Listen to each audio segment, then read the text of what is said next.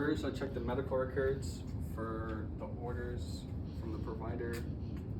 Okay, a wet to dry dressing change, then go to the patient's room.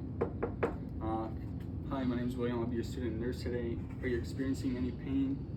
No? Okay. So then I would warm the irrigation solution and body temperature, or to body temperature. And then I'd ask the patient for their identifiers. Can I get your first and last name and your date of birth? Okay. And then I would explain the procedure, doing a wet to dry dressing change and assessing your wound, making sure it's healing correctly. Next, I'd provide privacy and then raise the bed to working height. So it's already at working height. And then perform hand hygiene.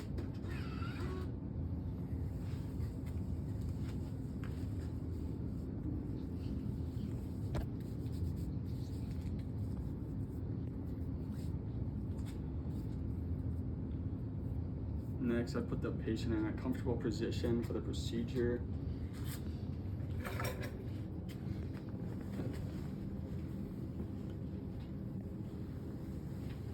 Uncover, I guess, like what you only need to uncover. And grab a pillow, put it under them so the runoff falls with gravity. And then the waterproof pad is already on the bed. Grab my emesis basin and put it at the bottom of the wound. And my trash bag. And put on clean gloves.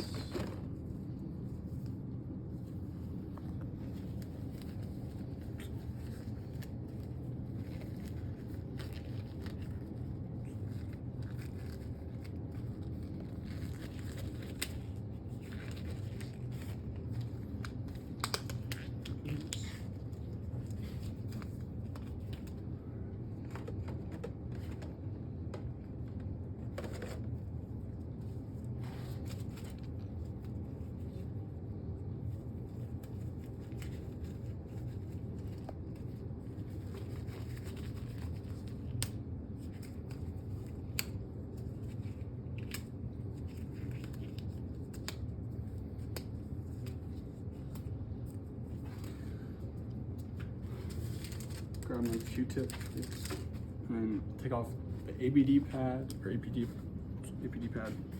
Do serosanguinous drainage on it.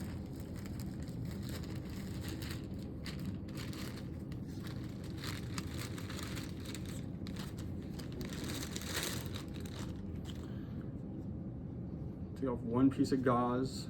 Do serosanguinous. Second piece of gauze, serosanguinous drainage on it as well. Third piece of gauze, serosanguinous on it as well. And then fourth piece of gauze, serosanguinous. And then fifth piece of gauze, serosanguinous. This is 5 total gauze pieces. One was like the dry gauze.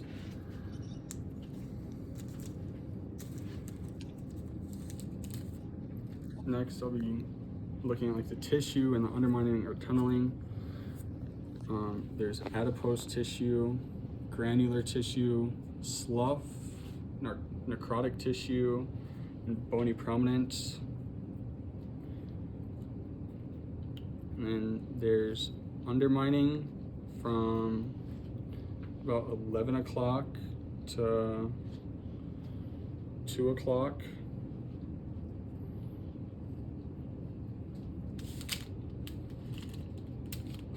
It's about 2.5 centimeters. And then there's tunneling at 7 o'clock.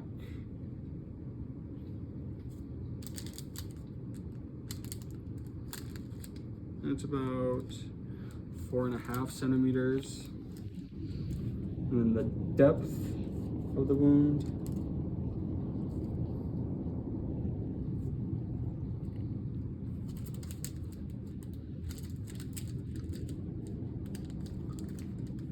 is about 2 centimeters.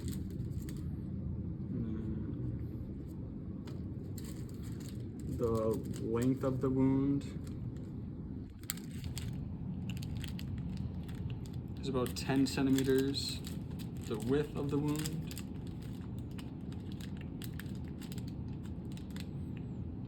is about 7.4 centimeters. And then I dispose of all my supplies, my gloves. And there was no odor coming from the wound. I perform hand hygiene.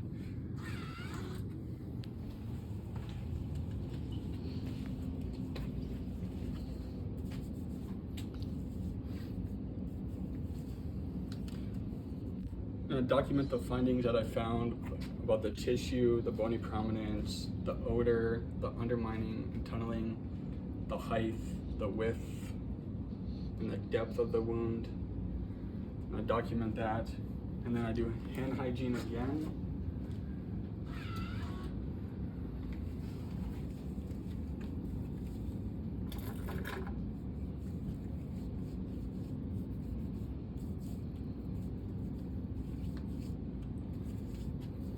Next, I'd set up my sterile field. First, open away from me, open the sides, and open towards me. And then I'd grab my ABD pad.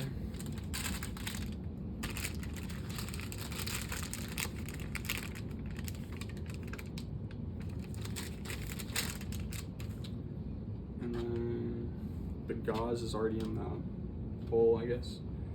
And then grab the irrigation solution and it not be open so I wouldn't have to lip it. And now I'll put on my sterile gloves, maintaining my sterile field.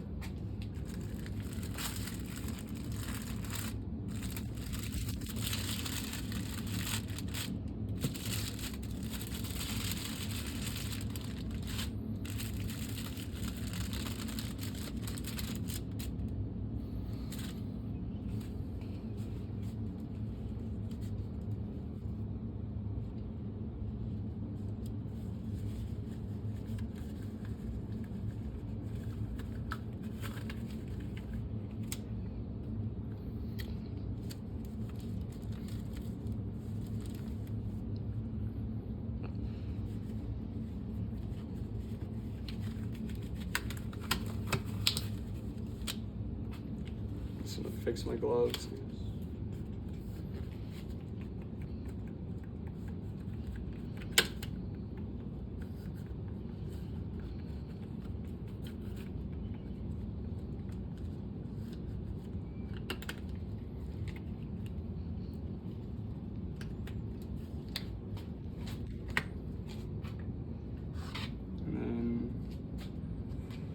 First, I'd irrigate the wound with normally, or for the video, it's supposed to be 35 milliliters, but we don't have the syringe, so I'm using 50 milliliters.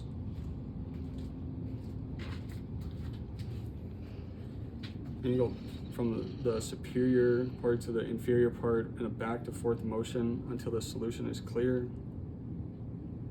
1 inch away from the wound.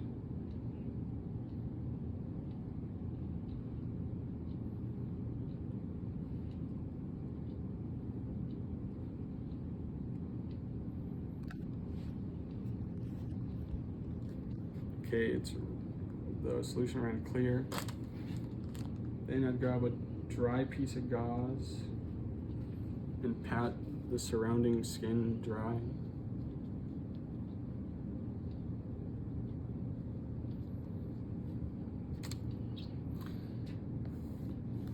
Next, I'd grab my Q-tip and the gauze that was in the solution and wring out the excess moisture. Then I put it in the undermining.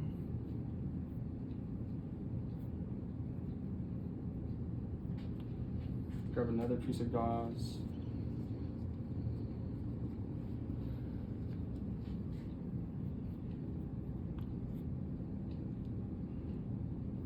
I guess like this piece of gauze touch like the skin so it wouldn't be sterile. Grab another piece of gauze.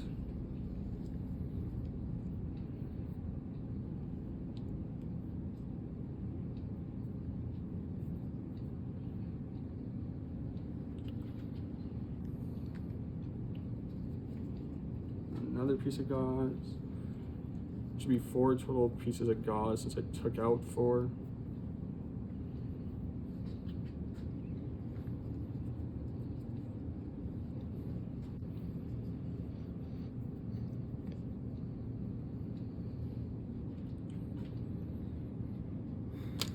And then grab a dry piece of gauze and put it over the wound. Now grab the ABD pad, and the blue side up, and put it over the wound. And this is where things would become unsterile when I tape the ADP pad to the patient.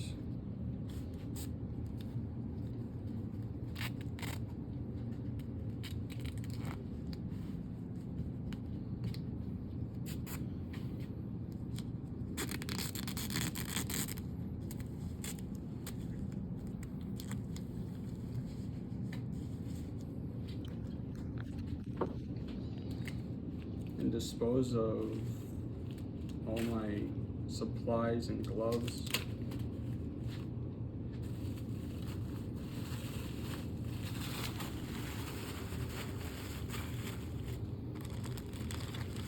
Nothing gonna fit, but a normal garbage bag would fit.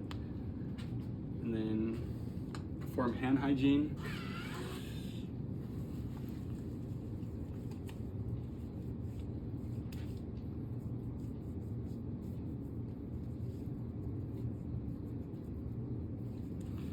And then an ink, not marker, I would write the date and time that the dressing was cared for, or the wound that was cared for. And then I would put the patient back in a comfortable position. I guess grab all this. And then put the patient back in a comfortable position.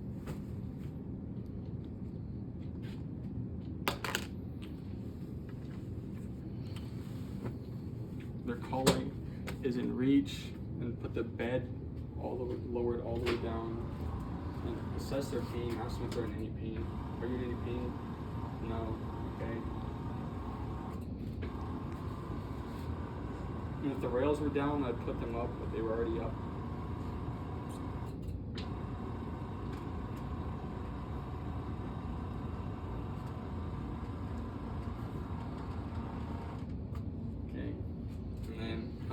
Document my findings. I can say that I use 0.9% of sodium chloride for my irrigation solution, 35 mils, or it should be 35 mils of it, but I used 50 because I couldn't find the syringe.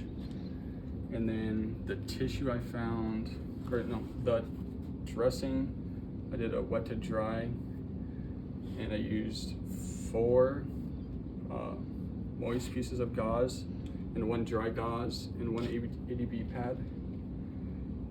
And then lastly, I would report any